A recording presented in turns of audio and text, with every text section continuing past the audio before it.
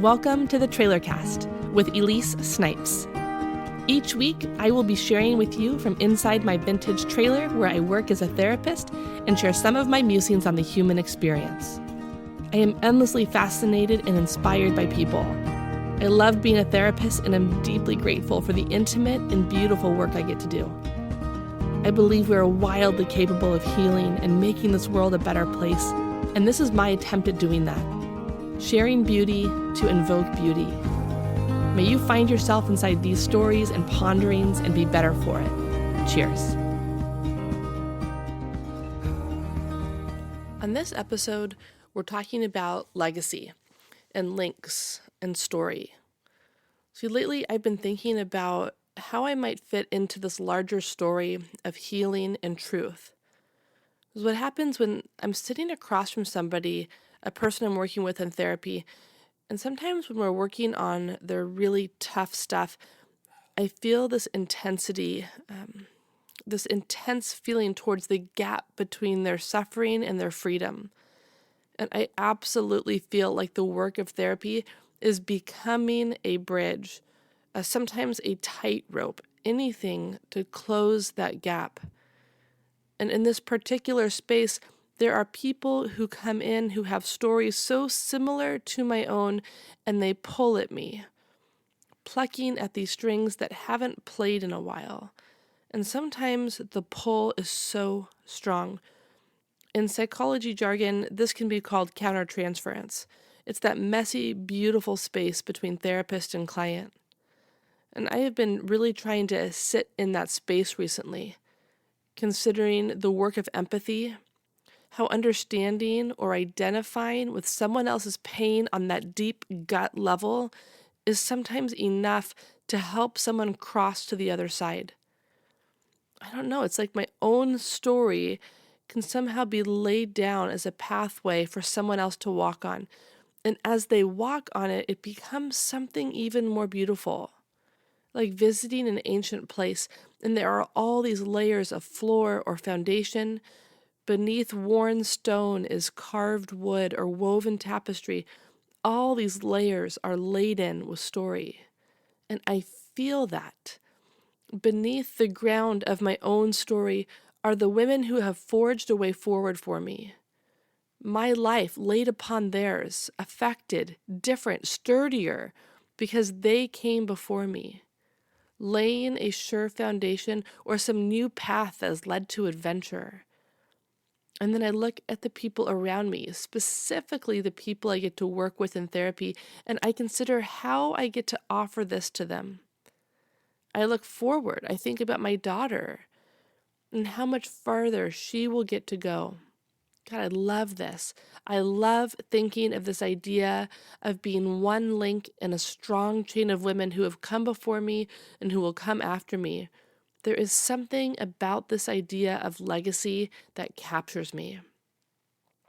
So as I've been playing with these thoughts, I recognize that there may have been some very specific people who are a part of my story.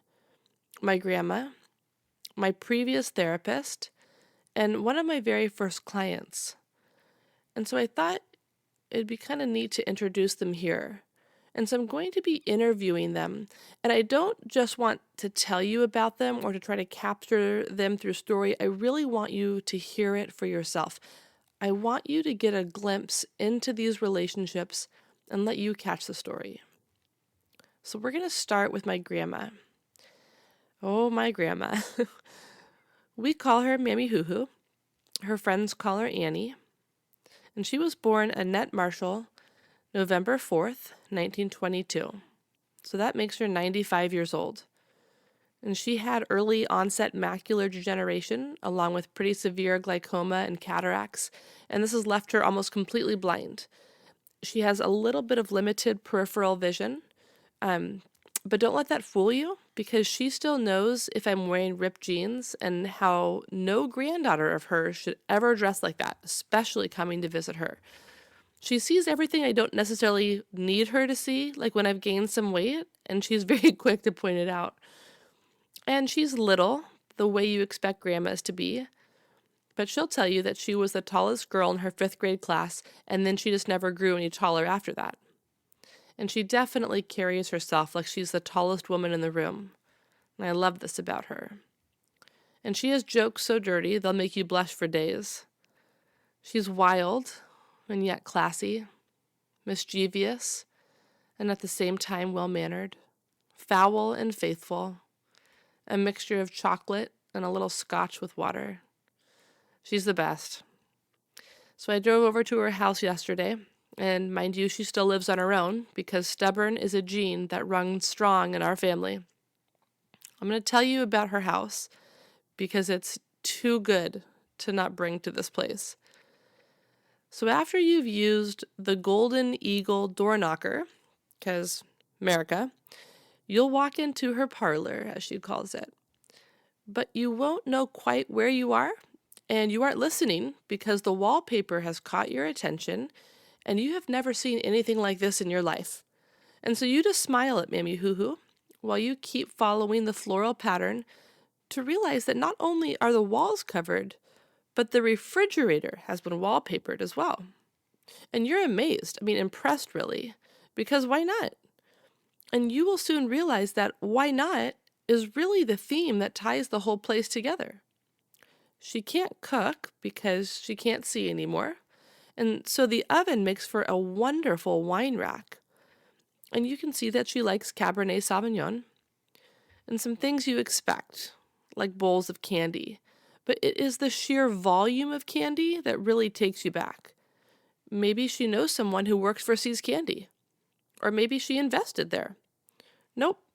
She's just a frequent flyer, a child of the Depression, and she has 4 kids, 11 grandkids, 18 great-grandkids. That doesn't include their spouses, and they all might stop by, so there has to be enough for everyone. And you get that. She sweeps you along past the kitchen, wine room, and into the sitting room. But go ahead, sit on any of the patterned chairs or couches. And again, you see that the why not motif has really influenced this room as well. Sometimes in her shelf area, she actually has carved Kama Sutra figurines, because why not? And every single item in her house has a story. She will want to know all the details of your life since the last time you have seen her, because it's real quiet her way. And she has probably been listening to some murder mystery book on tape and way too much Fox News, and those get kind of muddled, so her worldview is super dodgy at best. What else? She'll want to make sure your basics are covered, that you have enough to eat, that your shoes still fit, and that your rear end is covered. Not even kidding, she chronically offers her clothes for us to look through in case there's anything that we would wear. And clothing is a specialty for her. Again, don't let the fact that she can't see throw you off. She is always dressed to the nines. And yes, her handbag matches her shoes. Always. You guys, she's one of a kind. And she's done it all.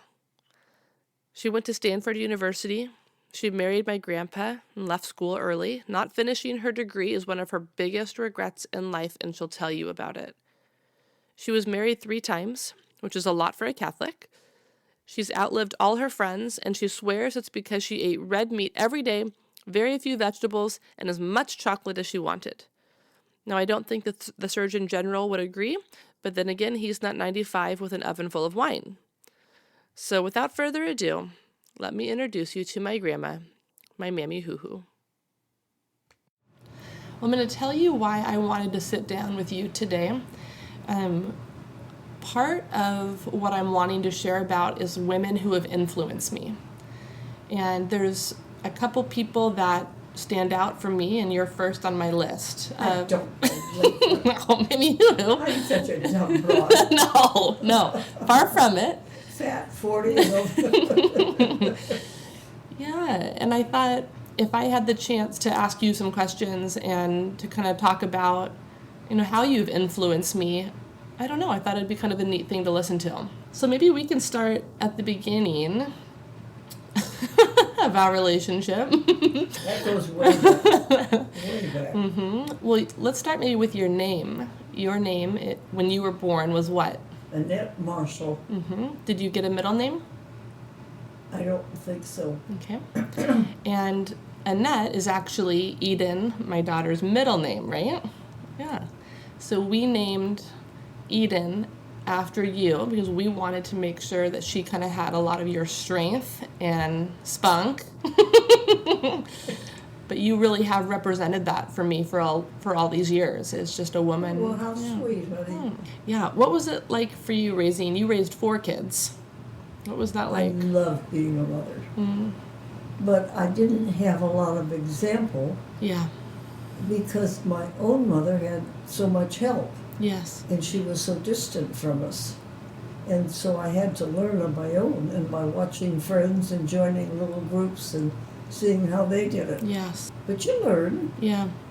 And don't you, I mean, I watch you and I think so much of who you are is always been in your heart. So maybe you didn't know, you didn't have an example, but you knew within yourself, like, that you wanted to be different and better. Yes. Okay, what is something you never thought you would see in your lifetime? Because you were born in 1922. I had to find out that men were okay because my stepfather was very difficult and Vern was very difficult, my first husband. And Warren Lindsay was like God gave me a gift to find that men can be gentle and loving and care. Yes. Yeah. And it sure made a difference, sweetie. Yeah, it does. Yeah, that's a lesson learned the hard way. Oh, but I was ready for it. Yeah, and that you got to learn. Yes, That you and got to learn how that. lucky I was to have that second time around. Yes. A lot of gals have that screwed up first marriage and then they never get the second time around. You're right. Or in the old days, they had to live with it for 75 years. So how have your thoughts on marriage changed then since you were a young girl? I don't think I did enough thinking about it as a young girl, sweetie. In those days, everybody just went to school and then they married and had kids. And I didn't have a brother or a father as an example. We were raised to be seen and not heard. Yeah. And he'd say, go to your room, you aren't mine, or we were in boarding school for so many years that I wasn't looking for the right values in a man. He just looked good and felt good. And that can be pretty convincing. Yeah. So what do you think for women, let's say even Eden, a woman who is going to grow up in this, next few decades, what should she look for? Well, first of all, I think she has to learn to be independent herself. Yeah. She has to learn to take care of herself and her family. That she has to have goals and values, and she has to look for a partner who shares Yeah. and has similar values. Yeah. That it isn't all about money to make you happy and things. Unless you have a good basis for marriage, you don't have anything. Yeah, you're right. And if you don't have a partner and a companion and a friend in the marriage, you don't have anything. When I first called you and I said, Mimi Hoo Hoo, can I interview you? Do you remember what your question was for me? You said, are you going to ask me about my sex life? I don't remember. I said, what?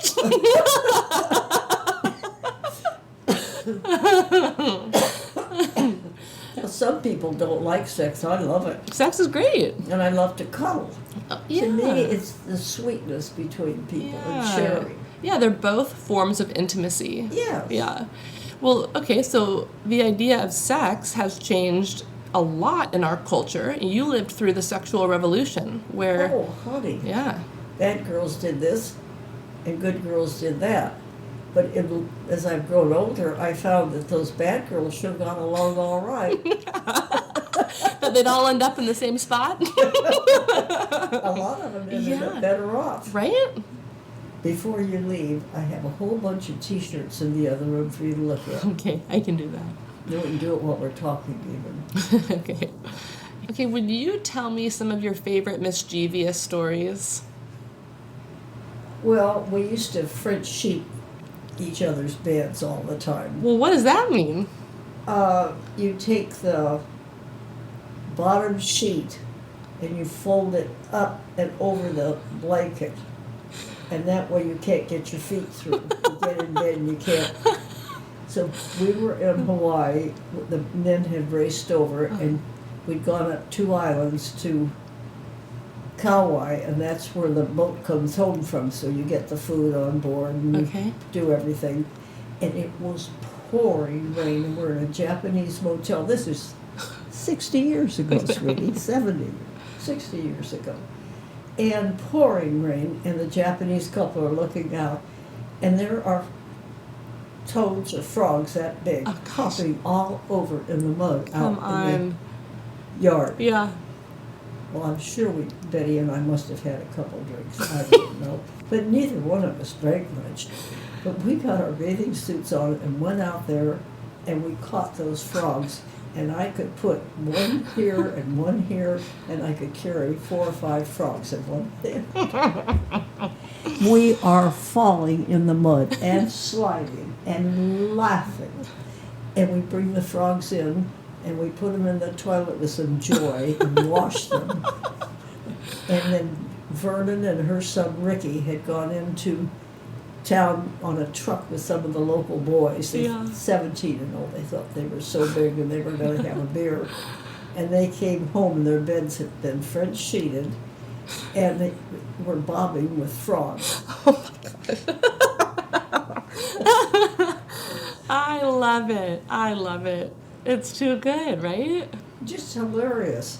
But Pat Allen told me that I had no grays in my life when I went to her. And this was your therapist, right? Yes. Mm-hmm. And she said I had one box black and one box white. Yes. And good girls do this and bad girls do that. Yes. I was living like I was 16 or 18 years old. Wow, And yeah. here I was in my 40s. Yeah.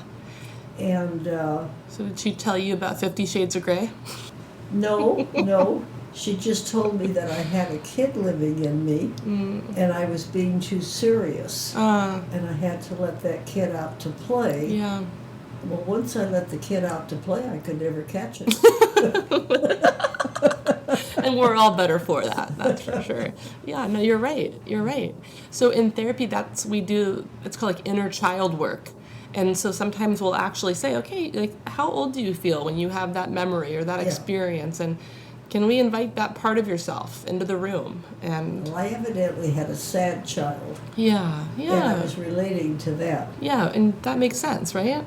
And I was so afraid of being hurt after I sued for divorce. I wouldn't go out. I went back to school. Yeah. I'd never lived in a house alone, sweetie. Yeah. I'd always been a part of a family. You're right. Went to college and I moved right from that in with it. I look back and I think I did too much volunteer work. Mm.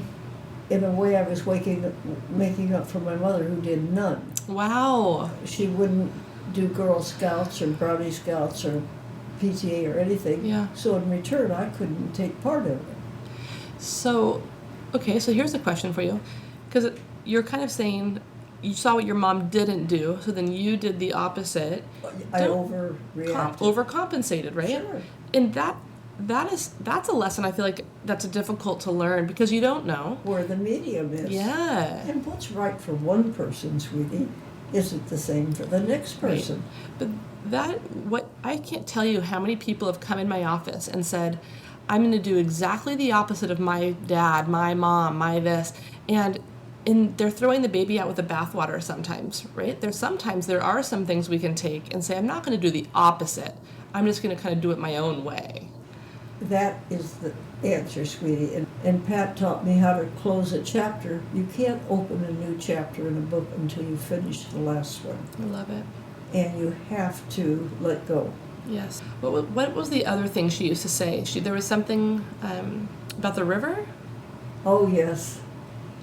Once you talked about your past life, and she called it putting it on the coffee table. Yeah. And you talked 1 hour. Yeah. You talked everything out. You put it down on the coffee table. Then you swept it off into the river. And then it went under the bridge, and then went down to the dam, went over the dam, and it was damn well gone. She was an important person for you. Oh, she changed my life. She did, huh? and became yeah. a good friend in the process. Yes. I had a therapist that I adored. I'm actually going to be interviewing her as well, just because she was in my life at some of the most crucial, You didn't have an easy time. Yeah, no. Getting to know your therapist, I think it makes you wonder, like, are they real? Have they gone through pain? What brought them to this room? Right. And it's different having to kind of enter into that relationship with humility, like that we don't have it all together. Well, and I grew up with that attitude of I could do anything. Yeah. That third grade teacher taught us so thoroughly that if we work at it, we can figure it out. Mm-hmm. And you can do it. Yes. But you try this and you try that and it doesn't work, and then you hit your head on enough walls, you begin to think, I do need help. I can remember when I was little and you told me about your story from third grade, about that I can. Mm-hmm. It set a pattern for all our lives. Yeah. And she was a little hunchback. And she was the happiest, best teacher. And her husband was about 6'2", and he used to pick her up and swing her around and kiss her. And they chose not to have children because they didn't want to have more hunchbacks. So I told you she was pretty cool. She's probably even better than you thought. And she is who I had to start with when I think about this idea of legacy. So much of who I am is because of who she is. I am so very deeply grateful for her and the woman she has challenged me to be. So what about you? If you were sitting here today with me in this trailer, I'd want to know, where does your story start? Does it start with a someone, a something, a someplace? Really think about it. Who has influenced you, shaped you, forged you? When you look back, who are you connected to? Why? Or what about now? Who are you fused to in some inexplicable way? Can you look ahead? Who will come after you? And what story do you need to tell them so they can go further? What about stepping back? Look at it all. Past, present, future. Consider your place in this chain, these links of legacy. What do you want to do? What chains need to be broken? What needs to be mended? You can do this. You can do this because you are a part of something so much bigger than you can ever conceive. Your story connects here. If you're not sure where you can connect into, it's here. Your pain, your beauty, your fears, your victory, all have a place of connection in this larger story. And together, we are strong. We are tall. We are free.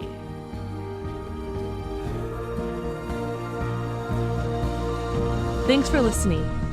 To connect with me, suggest a topic for the show, or ask a question from your own life you would like to have answered, email me at elise@trailercast.com. ELYSE@trailercast.com. You can also see more on the Trailercast website or follow me on Instagram @Trailercast, where you can watch the renovation of my vintage mobile office and see more from behind the scenes. Remember, you can subscribe on iTunes and tell your friends.